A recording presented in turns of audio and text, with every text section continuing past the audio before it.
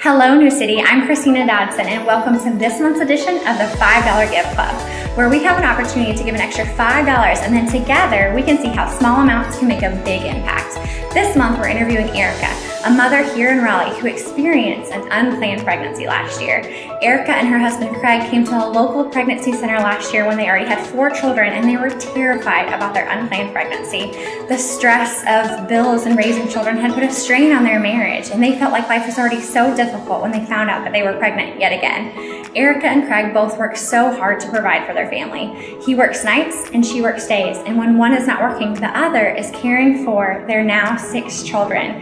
They've been working incredibly hard, but still have faced a lot of financial setbacks and trials. We told Erica that we wanted to interview her to share her story about choosing life to inspire others, but of course we do have a little surprise for her.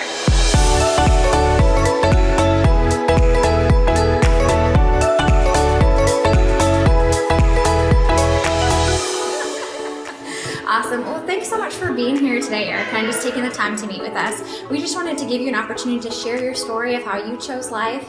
I know experiencing an unplanned pregnancy can be stressful on so many levels. When you first found out you were pregnant a year and a half ago, what went through your mind? I can't afford it. Yeah, those are your first thoughts. I can't afford it. I already had 4 children, so it was stress is what popped up. I was like, I can't afford another baby. I didn't know it was twin babies, but I was like, I can't afford another baby. My husband's barely making minimum. I'm not working. We're barely passing, and I was like, I can't do this. Yeah, exactly. And so you were already stressed about one unplanned pregnancy, right? So when you went and you found out at Human Coalition that you were having twins, 2 babies and not just one, what were your thoughts? Shocked was the most part. Was really, really, really shocked and asking God, like, why me? I felt like I was being punished because I was done having children after 4. I was done, and I felt like I had no options. Yeah, exactly. So what factors kind of played into the fact that made you believe, I can raise these twins, I can do that? What kind of support and things like that did you receive that made you believe, hey, I can do this actually? When I went to the clinic, they didn't pressure me into abortion, but in my mind, that's what I wanted to do, because I wasn't raised to abort, but I was just like, I can't do it. I cannot do it. But they really gave me options that no one else would do. They was like, whatever you decide, we're here. Yeah. And when I decided life, they were like, we got this. It was overwhelming because I was like, where are these people from? Yeah, so they had help for you. Yeah. That's great. So you didn't have to do it alone. Yes, pretty much my village. Yeah. Like they said, it takes a village to raise a child. And I didn't have that. Yeah. And with them, they branched out and made a village for me without even knowing me. That's awesome. And I love that there's pregnancy centers in our area that are there to do that. So tell me, Erica, what does family life look like for you now? What does it look like for your 6 kids and your husband? What crazy. It's crazy. The twins are 10 months now, so they're trying to walk. They're still nursing, but they're, playing around. And so I think every day it's a blessing, because what if I would have chosen otherwise? Yeah. And I get 2 beautiful babies. Some people only get 1. I got 2 at the time. It is tiring. I'm not gonna lie to you. It's tiring when you have 2 babies snatching at you, and then you also have older children that want your attention. But I managed. Yeah. I survived. So I'm proud of myself. Yes, and you should be proud of yourself, and God has gotten you through it all in your village, like you said, so I just love that. That's awesome. So, you and Craig work so hard to provide for your 6 kids, but it's still hard. It's a struggle. So what would you say is your biggest need right now?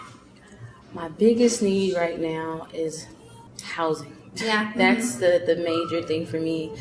There's not a lot of programs out here that help. They have the waiting lists, and they stick you in a box because you have so many kids. I can't tell you how many times I'm going to a Target. Are they all yours? Are they all his?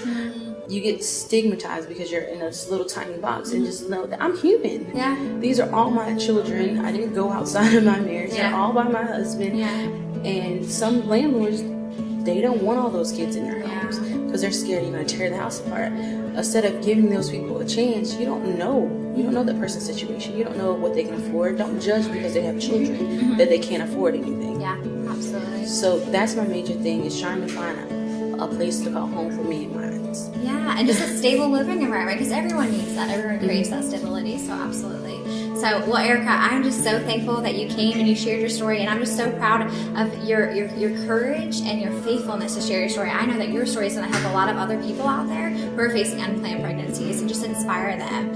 And so I can't wait to see what God's going to do with your story. But we also do have a little surprise for you. So at New City Church, we have what's called the $5 Gift Club, where we invite everyone to give an extra $5 each month, and then it goes to a local person, a local family, or a local organization in need. And we would love, Erica, if you would be the recipient of our $5 gift club this month. And so in here is a check for $245. I pray that it would just help ease a little bit of your financial burdens, and we would love to give it to you. Oh, thank you. You are so welcome. I pray that whoever sees this, that they understand that you have options. Yeah. So don't ever think that you don't have options. Really tap into that village. Understand that not everybody's here to hurt you. And you have to step out on faith. Yeah. So that's my major message to everybody. That's what helped me, and I have 2 beautiful babies because of it. Exactly. They're blessings. Well, I love that. It's a lot of help, actually. Good. Well, we are so glad. We're happy to do it. So we're glad that we could find you and get connected with you. Thank you so much for being here. This is so good. Thank you Yeah. for having me. Of course.